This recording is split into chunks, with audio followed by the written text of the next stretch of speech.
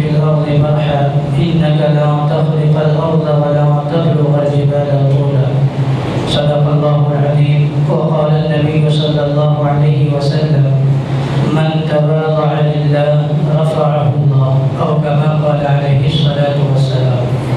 قابل قدر مصلین کرام، محترم بزرگوں، نوجوان دوستوں اور عزیز ساتھیوں، قرآن کریم کی چند آیات کریمہ کی تلاوت کی گئی ہے۔ اللہ تبارک و تعالی عجیب و غریب انداز میں بندوں کو مخاطب کرتے ہیں۔ آپ قرآن کریم کی تلاوت کریں گے تو بعض جگہ آئے گا یا ایھا الذین آمنوا، اے ایمان والو، اور بعض جگہ آئے گا یا ایھا الناس، اے انسانوں، اور ایک جگہ آیا ہے یا ایھا الذین کفروا، اے کافرو، لا تعتذروا اليوم، 28ویں پارے میں۔ تو اللہ تبارک و تعالی نے قرآن کریم میں ایمان والوں کو بھی خطاب کیا ہے یا ایھا الذین آمنوا کے ذریعے، اور کافروں کو بھی خطاب کیا ہے یا ایھا الذین کفروا کے ذریعے، اور عمومی طور پر ایمان والے اور غیر ایمان والے دونوں کو مخاطب کیا ہے یا ایھا الناس کے ذریعے۔ یا ایھا الناس، اے انسان، انتم الفقراء، تم سب کے سب محتاج ہو الی اللہ، اللہ کے۔ ایک عجیب و غریب انداز ہے اللہ تبارک و تعالیٰ کا، صاف اور کلیئر بات ہے۔ یا ایھا الناس، چاہے تم مسلمان ہو چاہے مسلمان نہ ہو، بس انسان ہو، مخلوق ہو، یا ایھا الناس انتم الفقراء الی اللہ، تم سب کے سب اللہ کے محتاج ہو۔ واللہ هو الغنی الحمید، اور اللہ کا کیا شان ہے؟ اللہ کی یہ شان ہے کہ اللہ واللہ هو الغنی الحمید، وہ بے نیاز ہے، قابل تعریف ہے۔ ہم سب محتاج اور اللہ تبارک و تعالی بے نیاز۔ ہم سب کو ہر آن ہر وقت بزرگوں اللہ کی توجہ کی، اللہ کی محبت کی، اللہ کی مہربانی کی، اللہ کی نعمت کی، اللہ کی رحمت کی ضرورت ہے۔ ایک ایک سانس کے لیے ہم اللہ تبارک و تعالیٰ کے محتاج ہیں، اور اللہ تبارک و تعالیٰ کو پوری کائنات میں سے کسی کی بھی حاجت اور ضرورت نہیں ہے۔ اسی کو کہا جاتا ہے غنی، کہ اللہ بے نیاز ہے۔ تو خطاب اسی انداز میں ہے یا ایھا الناس انتم الفقراء الی اللہ، اے لوگوں تم سب کے سب محتاج ہو اللہ کے۔ واللہ هو الغنی، اور اللہ بے نیاز ہے، وہ پروردگار جو تمہیں زندگی بھر کی نعمتیں عطا فرمائی ہے، وہ پروردگار جس کے احسانات تمہارے اوپر بارش کے قطروں سے بھی زیادہ ہے۔ کتنی بارش ہو رہی ہے گزشتہ 3 دنوں سے، خود سے بارش شروع ہوئی ہے، بارش لگاتار ہو رہی ہے۔ مخلوق پریشان تھی کہ بارش نہیں ہو رہی ہے، بارش نہیں ہو رہی ہے۔ اللہ کی رحمت برسی اور لگاتار برستی جا رہی ہے۔ اب اس بارش میں کتنے قطرے ہوں گے کوئی اس کو شمار نہیں کر سکتا۔ اس سے بھی زیادہ نعمتیں اللہ تبارک و تعالیٰ کی ہمارے اوپر ہیں، اور اللہ کے احسانات ہمارے اوپر بزرگوں ہیں۔ اس بات کو ہمیں ماننی ہی پڑے گی، اور ہم مانتے بھی ہیں، اسی لیے ہم مسلمان ہیں۔ تو فرمایا کہ اللہ تبارک و تعالیٰ کی نعمتیں تمہارے اوپر بارش کے قطروں سے بھی زیادہ ہے، اس لیے اللہ کے سامنے جھکو، اللہ کی بندگی کرو، اللہ کو اپنی اکڑ مت دکھلاؤ، اللہ تبارک و تعالیٰ کے سامنے تواضع اختیار کرو، جھک جاؤ۔ اگر ایسا نہیں کرو گے ان یشأ یذہبکم، تو اللہ کو اس بات کا اختیار اور طاقت حاصل ہے کہ تمہیں مٹا کر کے رکھ دے، تمہیں ختم کر دے، تمہیں لے جائے۔ ان یشأ یذہبکم ویأتی بخلق جدید، اور اللہ تبارک و تعالیٰ دوسری مخلوق لے کر کے آ جائے۔ وما ذلك على الله بعزیز، اور اللہ تبارک و تعالیٰ پر یہ کوئی دشوار اور مشکل بھی نہیں ہے۔ اللہ تمہیں ختم کرے اور دوسری مخلوق لے آئے تو اللہ کو پریشانی ہو جائے گی کہ پوری مخلوق ایک ساتھ ختم ہو کے دوسری آئی، ایسی کوئی بات نہیں ہے۔ قوم عاد کو ہلاک کیا ہے، قوم ثمود کو ہلاک کیا ہے، قوم لوط کو ہلاک کیا ہے، دیگر قوموں کو اللہ تبارک و تعالیٰ نے یک بار کی ہلاک کیا ہے، دوسری قومیں لائی ہے۔ نوح علیہ السلام کے وقت میں اللہ تبارک و تعالیٰ نے جو کشتی پر سوار تھے ان کو بچایا، اس کے علاوہ سب کو ہلاک کیا تھا۔ تو اللہ کے لیے کوئی مشکل نہیں ہے۔ اس لیے بزرگوں، ہم سب کو اللہ تبارک و تعالیٰ کی بندگی اور اللہ کے سامنے عاجزی، اللہ کے سامنے تواضع اختیار کرنے کی بھرپور کوشش کرنی چاہیے۔ ہم بندے ہیں، ہمارے لیے بندگی ہی مناسب ہے، ہمارے لیے اکڑ مناسب نہیں ہے۔ ہم مٹی سے بنے ہیں، ہمارے لیے جھک کر چلنا ہی بہتر بھی ہے، فائدہ مند بھی ہے اور ہمارے لائق بھی ہے۔ ہم مٹی سے بنے اور ہم اکڑ کے چلے تو یہ ہماری شان کے خلاف ہے۔ مٹی جب تک زمین کے اوپر ہو، پاؤں کے نیچے ہو، تب تک لوگوں کو کراہیت نہیں ہوتی، لیکن جب وہی مٹی اڑ کر کے کپڑوں پر آ جائے تو آدمی اس کو چھڑکتا ہے، اس کو ہٹاتا ہے، کپڑے کو صاف کرتا ہے۔ ہماری بھی حقیقت بزرگوں یہی ہے کہ اللہ تبارک و تعالیٰ نے ہم سبوں کو مٹی سے بنایا ہے۔ اس میں یہ ہمارے لیے کوشش کرنے کی چیز ہے کہ ہم اپنے آپ کو عاجز بنائیں، اپنے آپ کو جھکائیں، اپنے اندر سے اکڑ کو ختم کریں۔ اس لیے کہ اگر انسان کے اندر اکڑ آ جائے اور تکبر آ جائے تو پھر وہ فرعون بن جاتا ہے، پھر وہ نمرودوں کی سی حرکت کرنے لگتا ہے۔ اور تواضع، عاجزی، انکساری یہ ایک ایسی صفت ہے کہ اس صفت کی وجہ سے انسان اللہ تبارک و تعالیٰ کی معرفت پا لیتا ہے، اللہ کو پہچان لیتا ہے۔ اور تکبر کی وجہ سے انسان دیگر کئی بیماریوں میں مبتلا ہو۔ دونوں مقابل کی چیزیں ہیں، ایک طرف تواضع ہے، دوسری طرف تکبر ہے۔ اگر آدمی کے اندر تکبر ہوگی تو آدمی کے اندر تواضع نہیں ہوگی، اور اگر آدمی کے اندر تواضع ہے تو تکبر سے پاک ہوگا۔ تواضع لانے کے لیے، اپنے اندر عاجزی اور انکساری لانے کے لیے آدمی کو محنت اور کوشش کرنی چاہیے، اس لیے کہ تکبر ایسی بیماری ہے اور اس طرح کا گناہ ہے کہ اس کائنات کے اندر جو سب سے پہلی نافرمانی ہوئی ہے اور سب سے پہلا گناہ ہوا ہے وہ تکبر کا گناہ ہے۔ ہم قرآن میں پڑھتے ہیں کہ ابلیس اللہ تبارک و تعالیٰ کے فرمان کے مطابق آدم علیہ السلام کو سجدہ نہیں کیا۔ اللہ تبارک و تعالیٰ نے پوچھا کہ بھائی سجدہ تم کیوں نہیں کیے؟ میں نے حکم دیا، فرشتے سب کے سب سجدے میں گر گئے۔ تو ابلیس نے یہی کہا انا خیر منہ، میں تو اس سے بہتر ہوں، مٹی سے بہتر ہوں۔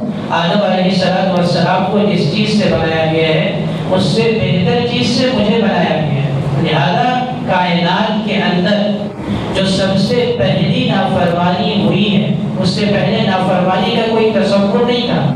فرشتے سب اپنی اپنی عبادت میں لگے ہوئے تھے، تو اس سے پہلے نافرمانی کا تصور تک نہیں تھا۔ سب سے پہلی جو نافرمانی ہوئی ہے، اللہ کے حکم کی خلاف ورزی ہوئی ہے، وہ یہی کہ تکبر کی وجہ سے ابلیس نے اللہ کے حکم کی خلاف ورزی کی اور آدم علیہ السلام کو سجدہ نہیں کیا۔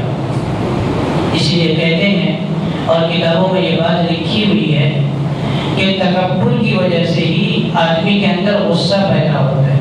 آدمی غصہ کیوں ہوتا ہے؟ اپنے آپ کو بڑا سمجھ کر۔ اسی لیے آپ دیکھیں گے کہ کبھی کسی کمزور کو کسی طاقتور پر جلدی سامنے غصہ نہیں آتا، اور جب آدمی اپنے آپ کو بڑا سمجھتا ہے تو پھر کمزور کے اوپر فوراً اسے غصہ آتا ہے، چاہے برداشت کرنے کے قابل بات ہو یا بات نہ ہو۔ اگر کمزور ہے، چاہے کسی بھی اعتبار سے ہو، مال کے اعتبار سے ہو، طاقت کے اعتبار سے ہو، کسی بھی اعتبار سے ہو، آدمی کمزور پر ہی غصہ کرتا ہے۔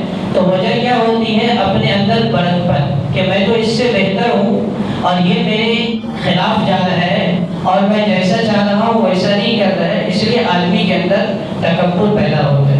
تو فرمایا کہ تکبر کی وجہ سے غصہ پیدا ہوتا ہے، کہ تکبر کی وجہ سے آدمی کے اندر غصہ بھی آتا ہے، تکبر کی وجہ سے ہی حسد پیدا ہوتا ہے، تکبر کی وجہ سے ہی آدمی کے دل میں بغض پیدا ہوتا ہے، تکبر کی وجہ سے ہی آدمی دوسرے آدمی کی دل آزاری کرتا ہے، دل دکھاتا ہے۔ یہ تمام جو برائیاں ہیں، غصے کی برائی ہو یا اسی طرح حسد کی برائی ہو یا بغض کی برائی ہو یا دل آزاری دل دکھانے کی بیماری ہو، یہ تمام کی تمام بیماریاں انسان کے اندر ایک بڑی بیماری کے اندر سے پیدا ہوتی ہے، اور وہ ہے تکبر۔ اسی لیے نبی اکرم صلی اللہ علیہ وسلم نے چند مہلکات گنوائی ہے اور چند منجیات گنوائی ہے، شمار کروائی ہے۔ مہلکات کہتے ہیں ہلاک کرنے والی چیز کو، اور منجیات کہتے ہیں نجات دینے والی چیز کو۔ آپ صلی اللہ علیہ وسلم نے ایک حدیث میں مہلکات کو بھی شمار کروایا ہے کہ یہ چیزیں ہلاک کرنے والی ہیں، اور منجیات کو بھی شمار کروایا ہے کہ یہ چیزیں نجات دلوانے والی ہے۔ اس میں آپ صلی اللہ علیہ وسلم نے ایک بات یہ فرمائی کہ یہ عجاب المرء بنفسی، انسان کا اپنے آپ کو بڑا سمجھنا، تکبر اور عجب میں مبتلا ہو جانا، یہ انسان کو ہلاک کر دینے والی چیز ہے۔ تو آج جو بات میں آپ حضرات کے سامنے قرآن و حدیث کی روشنی میں عرض کرنے کی کوشش کر رہا ہوں، حضور کو یہ بات ہے کہ اللہ تبارک و تعالیٰ نے ہم سب کو محتاج بنایا ہے، ہم سب اللہ تبارک و تعالیٰ کے محتاج ہیں۔ ہمیں اللہ تبارک و تعالیٰ کے سامنے جھک کر کے اور اللہ کے لیے جھک کر کے ہی اپنی زندگی گزارنی چاہیے۔ تکبر، برکبند اور اکربند یہ اللہ تبارک و تعالیٰ کو ذرا بھی کسی بھی چیز میں پسند نہیں ہے۔ یہ ایک ایسی چیز ہے کہ انسان کو ہلاک کر دیتی ہے، انسان کو برباد کر دیتی ہے، گناہوں میں انسان کو مبتلا کر دیتی ہے۔ اسی لیے نبی اکرم صلی اللہ علیہ وسلم اپنے آپ کو نمونہ بنا کر کے پیش کیا عاجزی کا، انکساری کا اور تواضع کا۔ چنانچہ حدیث شریف میں یہ بات موجود ہے کہ نبی اکرم صلی اللہ علیہ وسلم سے اللہ تبارک و تعالیٰ نے یہ فرمایا فرشتے کے ذریعے کہ اے نبی صلی اللہ علیہ وسلم، آپ ملک رسول بننا پسند کرتے ہیں یا عبد رسول بننا پسند کرتے ہیں؟ اگر آپ ملک رسول یعنی بادشاہ اور رسول بننا پسند کرتے ہیں تو یہ احد کی جو پہاڑیاں ہیں ان کو میں سونے کا بنا دوں، آپ کے لیے معاشی تنگی بالکل ختم ہو جائے۔ اور اگر آپ عبد رسول بن کر کے بندہ اور رسول بن کے رہنا پسند کرتے ہیں تو آپ کو اختیار ہے۔ آپ صلی اللہ علیہ وسلم نے فرمایا کہ میں بندہ رسول بن کر کے رہنا پسند کرتا ہوں، بادشاہ رسول بن کر کے رہنا مجھے پسند نہیں۔ انی احب اجوع یوما واشبع یوما، میں تو یہ چاہتا ہوں کہ ایک دن بھوکا رہوں اور ایک دن کھاؤں، جس دن بھوکا رہوں اس دن صبر کروں اور جس دن کھاؤں اس دن شکر اللہ تبارک و تعالیٰ کا ادا کروں۔ تو اللہ کے نبی صلی اللہ علیہ وسلم کا یہ انداز تھا کہ آپ صلی اللہ علیہ وسلم اختیار دیے جانے کے باوجود بادشاہ بننا پسند نہیں فرمایا۔ اگر آپ صلی اللہ علیہ وسلم اس موقع پر یہ بات فرما دیتے اور آپ یہ اختیار کر دیتے کہ مجھے بادشاہ بننا پسند ہے تو اللہ تبارک و تعالیٰ آپ کو بادشاہ بنا دیتے۔ احد کی پہاڑوں کو اللہ تبارک و تعالیٰ سونے کا بنا دیتے، صحابہ کو اور آپ صلی اللہ علیہ وسلم کو معاشی تنگی بالکل بھی نہ ہوتی۔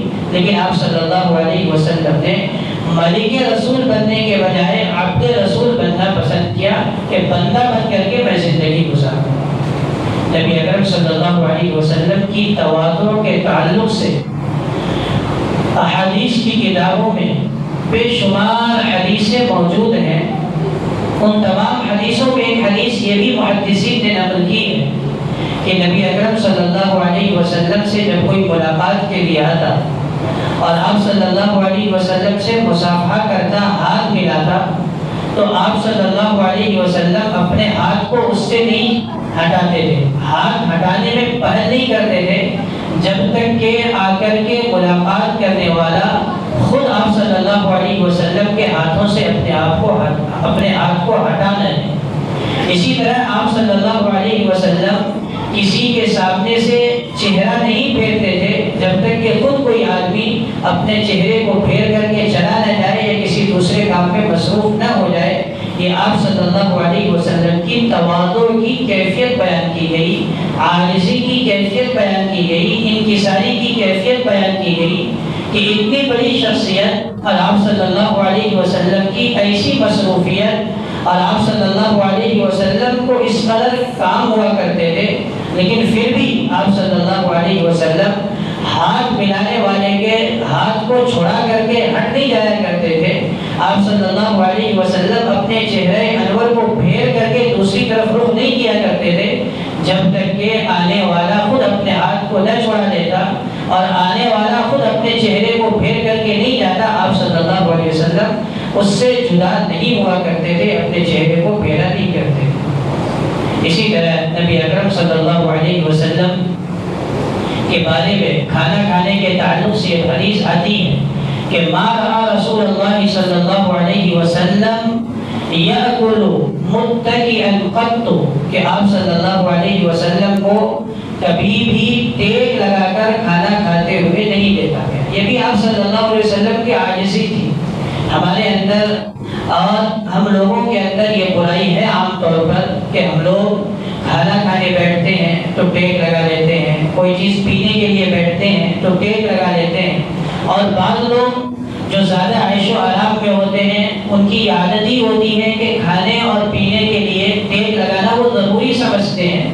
اللہ کے نبی صلی اللہ علیہ وسلم کھانا کھاتے وقت اور پانی پیتے وقت یا کسی بھی چیز کو نوش فرماتے وقت کبھی ٹیک نہیں لگاتے تھے۔ صحابی یہ نقل کر رہے ہیں کہ ما رأى رسول اللہ صلی اللہ علیہ وسلم یأکل متکئا قط، کہ آپ صلی اللہ علیہ وسلم کو کبھی بھی ٹیک لگا کر کھانا کھاتے ہوئے ہم نے نہیں دیکھا۔ یہ آپ صلی اللہ علیہ وسلم کا انداز تھا۔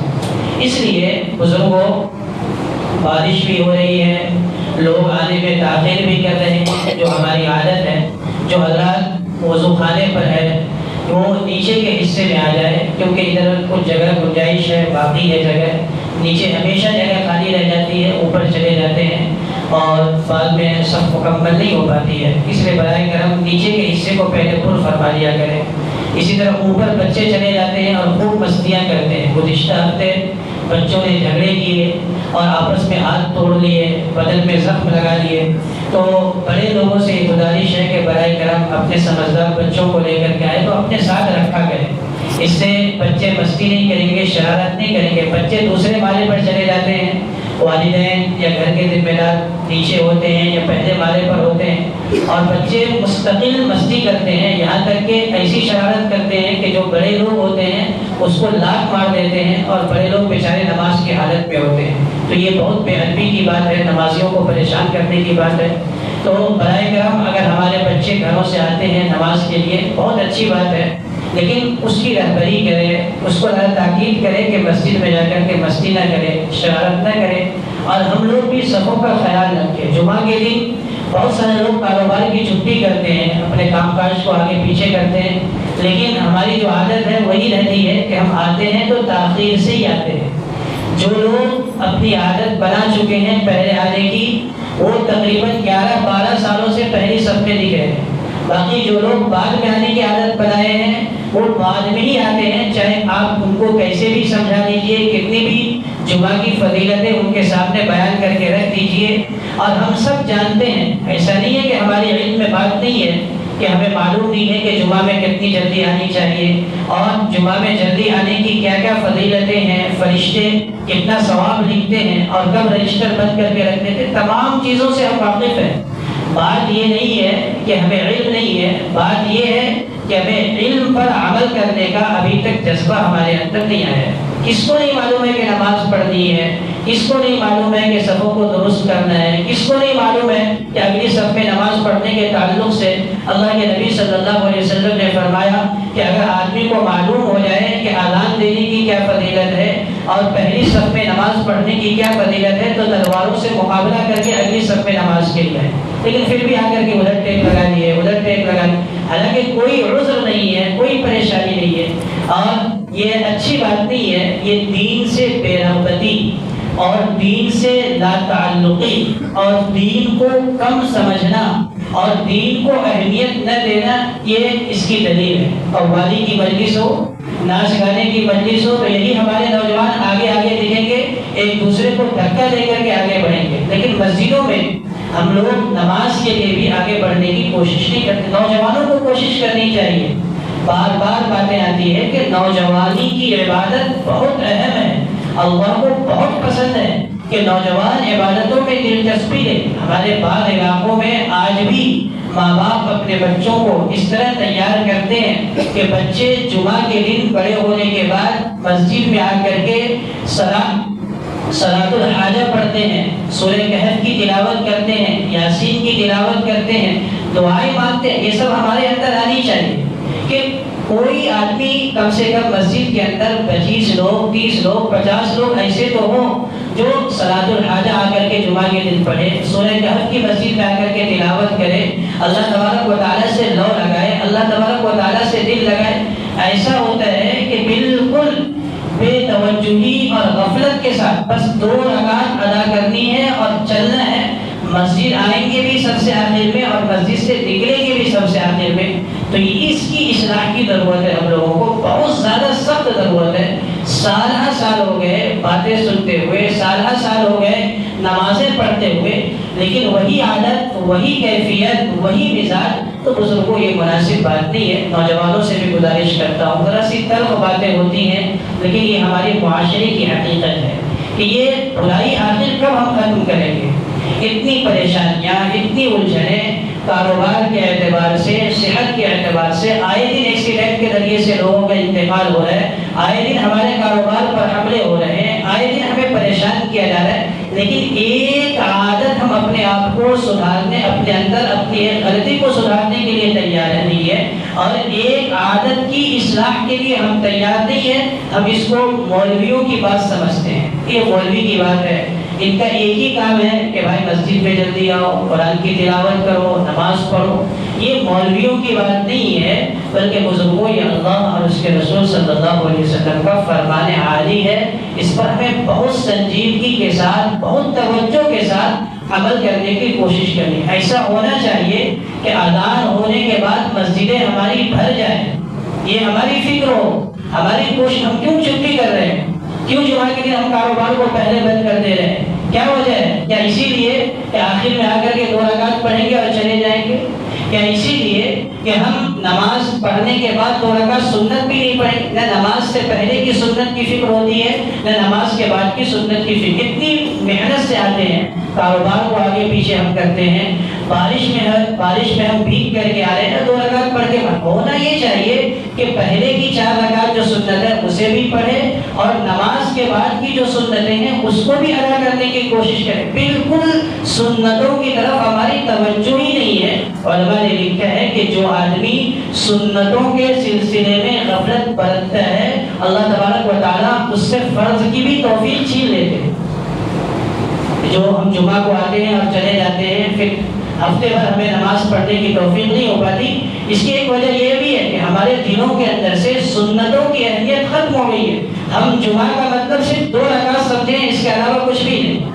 تو بزرگوں کی ہے، غلطی ہے، اور ہمارے ذہنوں کے اندر، ہمارے سماج کے اندر، ہمارے معاشرے کے اندر یہ برائی ہے، اس کو ختم کرنے کی کوشش کریں۔ بہرحال بات آگے نکل گئی، وقت بھی بالکل قریب ہو چکا ہے۔ میں یہ عرض کر رہا تھا کہ ہمیں اپنے اندر تبدیلی لانے کی کوشش کرنی چاہیے۔ بہت بڑی بیماری ہے تکبر کی اور اپنے اندر عجب کی، کہ آدمی تکبر میں مبتلا ہو جاتا ہے، مالداری کے تکبر میں، علم کے تکبر میں، یا کسی بھی چیز کے تکبر میں۔ اللہ اور اس کے رسول صلی اللہ علیہ وسلم کو یہ بات پسند نہیں ہے۔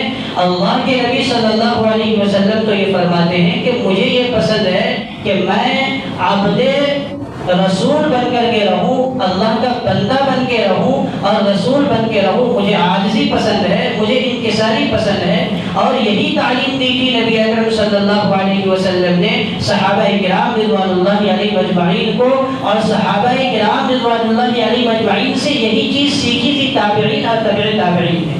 مالک بن دینار رحمۃ اللہ علیہ مسجد کے اندر ہے، اچانک کوئی بات ہوئی، کہنے لگے کہ اگر مسجد کے اندر یہ اعلان ہو جائے کہ اس مسجد کے اندر سب سے زیادہ بدترین اور گنہگار آدمی کون ہے، تو واللہ میں اپنے آپ کو سب سے زیادہ بدترین شخص سمجھتے ہوئے سب سے پہلے مسجد سے باہر بھاگوں گا، اس لیے کہ یہ اعلان ہوا ہے کہ مسجد کے اندر جو سب سے زیادہ بدترین آدمی ہے وہ مسجد سے نکل جائے۔ میں اپنے سے زیادہ کسی کو زیادہ بدترین نہیں سمجھتا۔ عبداللہ بن مبارک رحمۃ اللہ علیہ کے پاس ان کے شاگردوں نے یہ بات پہنچائی کہ مالک بن دینار رحمۃ اللہ علیہ نے آج مسجد میں یہ بات کہی فلاں واقعے کے موقع پر. تو عبداللہ بن مبارک رحمۃ اللہ علیہ کہنے لگے کہ مالک کو مالک بن دینار نے اسی تواضع نے بنایا ہے. مالک کو مالک بن دینار اسی تواضع نے بنایا ہے، اسی تواضع کی وجہ سے کہ اپنے آپ کو سب سے کمتر، سب سے ہلکا اور سب سے حقیر سمجھتا ہے بندہ. اللہ کے حضرت عمر فاروق رضی اللہ تعالیٰ عنہ دعا فرمایا کرتے تھے اللہم اجعلنی فی عینی صغیرا وفی اعین الناس کبیرا. اے اللہ مجھے اپنی نگاہوں میں چھوٹا بنا دے اور دوسروں کے نگاہ میں بڑا بنا. اور عربی نے بہت مشہور مثال دی ہے اور عجیب مثال دی ہے. فرمایا کہ ایک آدمی پہاڑوں کی چوٹی پر چڑھ جاتا ہے اور پھر اوپر سے دیکھتا ہے تو جتنے لوگ پہاڑ کے نیچے چل رہے ہوتے ہیں سب چھوٹے چھوٹے دکھتے ہیں، اور اسی طرح جتنے لوگ نیچے ہوتے ہیں وہ اس پہاڑ کی چوٹی پر جو آدمی ہے اس کو دیکھتا ہے تو وہ بھی چھوٹا نظر آتا ہے. بالکل ایسے ہی جو آدمی تکبر میں مبتلا ہوتا ہے وہ دنیا کے تمام لوگوں کو حقیق سمجھتا ہے اور پوری دنیا اس کو حقیق سمجھتی ہے. تو اپنے اندر عاجزی لانا، اپنے اندر سے انا کو، اپنے اندر سے میں کو ختم کرنا. آج ہم میں سے اکثر لوگ یہ کہہ گزرتے ہیں کہ میں نے یہ کیا، میں نے وہ کر دیا.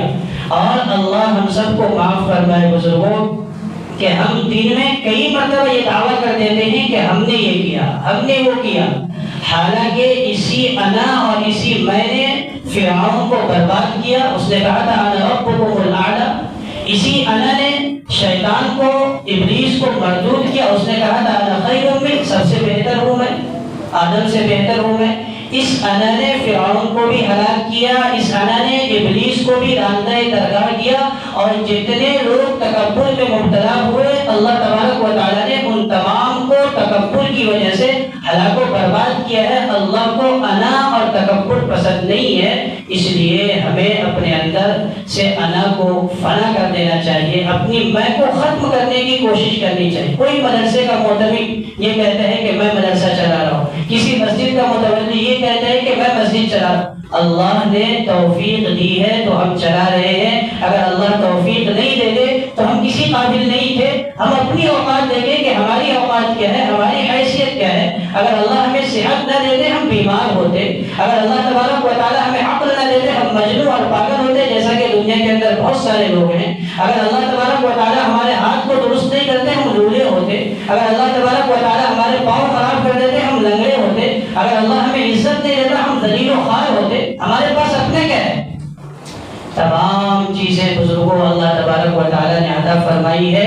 اس لیے ہمیشہ اس بات کی فکر ہونی چاہیے کہ اپنے اندر سے ہماری انانیت ختم ہو، اپنے اندر کی میں ختم ہو. مال ہے اللہ نے دیا ہے، اکڑمت غریبوں کے سامنے. علم ہے اللہ تبارک و تعالیٰ نے عطا کیا ہے، اکڑمت دوسروں کے سامنے. اگر کوئی عہدہ اللہ تبارک و تعالیٰ نے عنایت فرمائی ہے تو اس کا صحیح استعمال کرو، اس کا غلط استعمال مت کرو. یہ کہتے ہیں لوگوں کی زبان پر یہ بات عام ہے کہ ایک آدمی کی اکڑ کو اللہ تبارک و تعالیٰ کی پکڑ ہی ختم کر دی. نبی اکرم صلی اللہ علیہ وسلم فتح مکہ کا موقع ہے، آپ صلی اللہ علیہ وسلم نے مکہ فتح فرمایا ہے، لیکن آپ صلی اللہ علیہ وسلم کی زبان اقدس پر ہے لا الہ الا اللہ وحدہ ووعد عبدہ ونصر عبدہ وہزم الاحزاب. کہ تمام تعریفیں اس اللہ کے لیے ہے جس کے سوا کوئی لائق عبادت نہیں. وہ تنہا ہے، اس نے اپنے بندے سے کیا ہوا وعدے کو پورا کیا اور اپنے بندے کی مدد فرمائی. یعنی فتح مکہ کے موقع پر بھی آپ صلی اللہ علیہ وسلم یہ نہیں فرما رہے کہ میری برکت کی وجہ سے اور میری محنت اور صحابہ کی کوشش کی وجہ سے مکہ فتح ہوا، بلکہ اس موقع پر بھی اللہ کے نبی صلی اللہ علیہ وسلم یہ فرما رہے ہیں کہ اللہ کی مدد آئی اور اللہ کی مدد نے اپنے بندے کی مدد کی تو مکہ مکرمہ فتح ہوا ہے. اس لیے بزرگوں وقت ہو چکا ہے، کچھ باتیں مسجد میں جلدی آنے کے تعلق سے بھی درمیان میں آ چکی، لیکن آج کا اصل عنوان تھا کہ اللہ تبارک و تعالیٰ اس بات کو ناپسند فرماتے ہیں کہ انسانوں کے اندر انا آئے، انسانوں کے اندر میں آئے. اللہ تو یہ چاہتے ہیں کہ انسان مٹی سے بنا ہے، یہ جھک کر کے رہے، یہ پستی اختیار کرے. اور اللہ کے حبیب صلی اللہ علیہ وسلم کا فرمان ہے من تواضع للہ رفعہ اللہ، جو اللہ کے لیے اپنے آپ کو جھکا لیتا ہے اللہ تبارک و تعالیٰ اسے بلند فرما دیتا ہے۔ اور حدیث میں اللہ کے نبی صلی اللہ علیہ وسلم نے 3 چیزوں پر وعدہ فرمایا کہ آدمی مال میں سے صدقہ کرتا ہے تو اللہ مال کو ضرور بڑھاتے ہیں، آدمی کسی کو معاف کر دیتا ہے تو اللہ تبارک و تعالیٰ اس کی عزت پہ ضرور اضافہ فرماتے ہیں، اور جو آدمی اپنے آپ کو اللہ کے لیے جھکا دیتا ہے اللہ تبارک و تعالیٰ اس کو مقام بلند عطا فرماتے ہیں۔ اللہ کرے کہ یہ صفت ہم لوگ اپنے اندر لانے کے لیے محنت کریں، کوشش کریں، اپنی نگرانی کریں، اپنی نفس کی نگرانی کریں۔ اگر یہ صفت ہمارے اندر آتی ہے تو اللہ تبارک و تعالیٰ کو یہ صفت بہت پسند ہے۔ وَعِبَادُ الرَّحْمَنِ الَّذِينَ يَمْشُونَ عَلَى الْأَرْضِ هَوْنًا، اللہ کے رحمان کے وہ بندے ہیں جو زمین پر ہلکا ہلکا چلتے ہیں، اکڑ کر نہیں چلتے ہیں۔ وَلَا تَمْشِ فِي الْأَرْضِ مَرْحًا، زمین پر اکڑ کر بھی مت چلو۔ إِنَّكَ لَن تَخْرِقَ الْأَرْضَ وَلَن تَبْلُغَ الْجِبَالَ طُولًا، اکڑ کر چل کر کے نہ زمین کو پھاڑ سکتے ہو، لن تخرق الارض ولن تبلغ الجبال طولا، اور نہ پہاڑ کی بلندی پر پہنچ سکتے ہو۔ جو تمہاری حیثیت ہے، ناپاک قطرے سے ہم پیدا کیے گئے ہیں، منو پیٹ کے اندر گندگی لے کر کے گھومتے ہیں، اور مر جانے کے بعد کیڑے مکوڑوں کے نظر کر دیے جائیں گے۔ یہی ہم سب کی حقیقت ہے اور یہی ہم سب کی اوقات ہے۔ یہ اگر خیال ہمارے ذہنوں میں ہو تو کسی چیز کی کا تکبر ہمارے ذہنوں میں نہیں آئے گا۔ اللہ تبارک و تعالی ہم سب کی تکبر سے حفاظت فرمائے، عاجزی، انکساری اور تواضع کے ساتھ اپنی زندگی گزارنے کی ہم سب کو توفیق نصیب فرمائے۔ آمین۔ وآخر دعوانا الحمد للہ رب العالمین۔